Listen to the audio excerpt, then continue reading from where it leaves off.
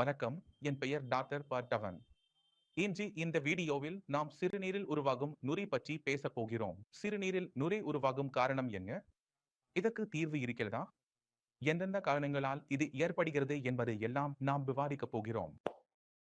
அப்படி என்றால் முதலில் சிறுநீரில் நுரை உருவாகுவது சாதாரணமானதா இல்லையா என்பதை பற்றி தெரிந்து கொள்வோம்.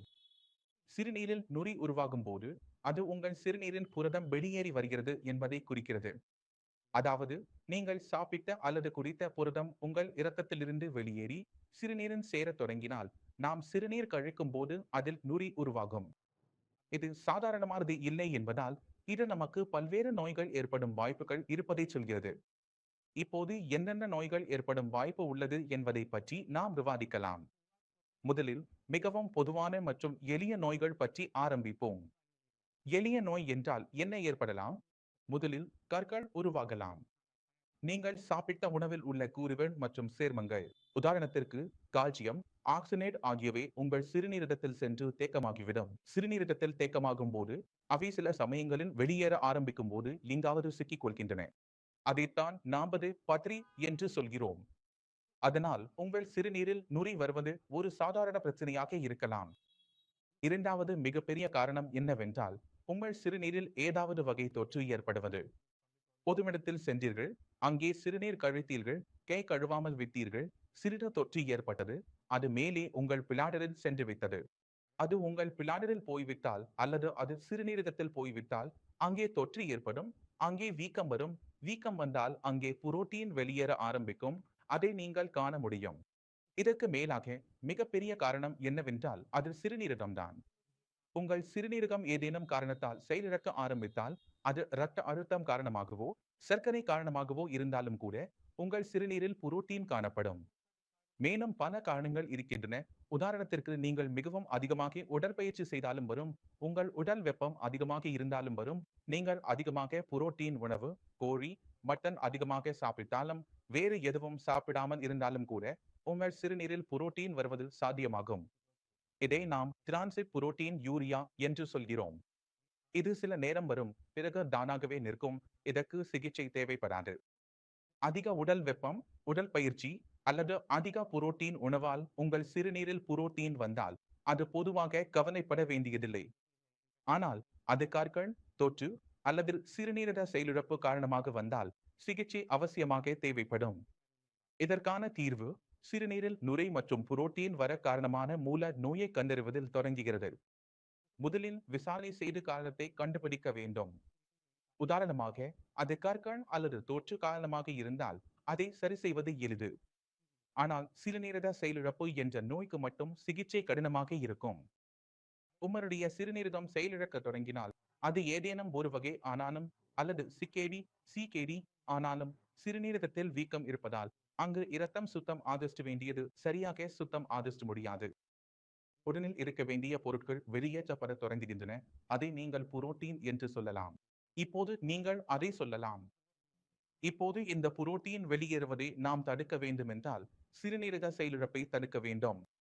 சிறுநீரக செயலிழப்புக்கான காரணங்கள் உங்களுக்கு தெரியும். பிபி, சர்க்கரை நோய், நெஃப்ரோடிக் சிண்ட்ரோம், ஐயுஜிகே, nephropathy, polycystic kidney, lupus nephritis போன்ற பல நோய்களுக்கும் தீர்வு ஒன்றுதான். முதலில் அடையாளம் காண வேண்டும் உங்கள் சிறுநீரகத்திற்கு எந்த காரணம் நஷ்டம் விளைவிக்கிறது என்பதை. நாம் அந்த காரணத்தை நீக்கிவிட்டோம் என்றால் பிபியால் சிறுநீரகம் பாதிக்கப்பட்டால் அதை கட்டுப்படுத்தும் போது புரோட்டீன் குறையும் அல்லது நின்றுவிடும். இது ஒரு நல்ல விஷயம். இதிலிருந்து சிறுநீரகத்தில் வீக்கம் இல்லை என தெரிகிறது. ஆனால் பிபியை கட்டுப்படுத்தியும் புரோட்டீன் தொடர்ந்தால் சிறுநீரகத்தில் இன்னும் வீக்கம் உள்ளதை அது காட்டுகிறது.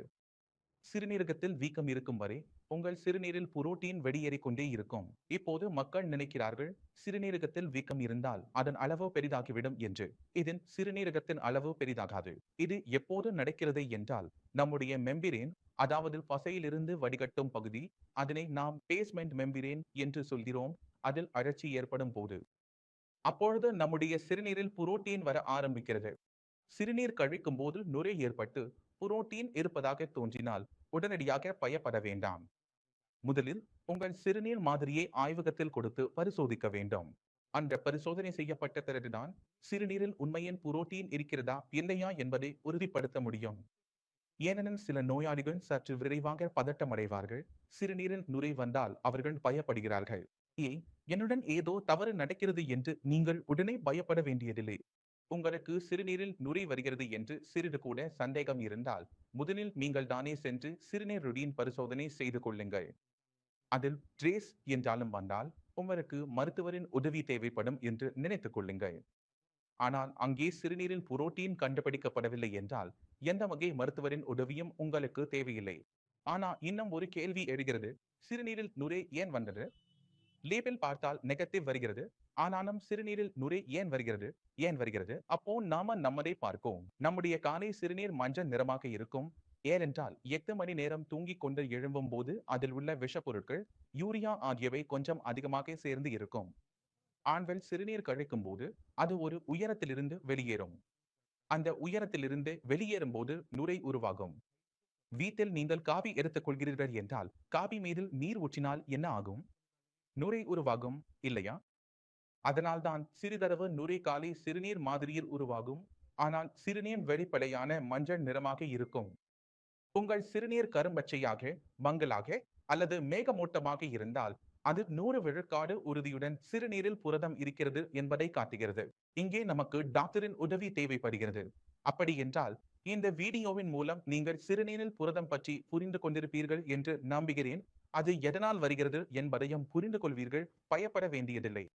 உங்களுக்கு சிறுநீரில் புரதம் வருகிறது என்று நினைத்தால் லேப் டெஸ்ட் செய்யுங்கள்.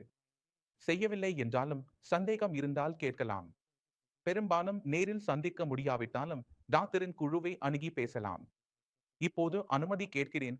அடுத்த வீடியோவில் சந்திப்போம்.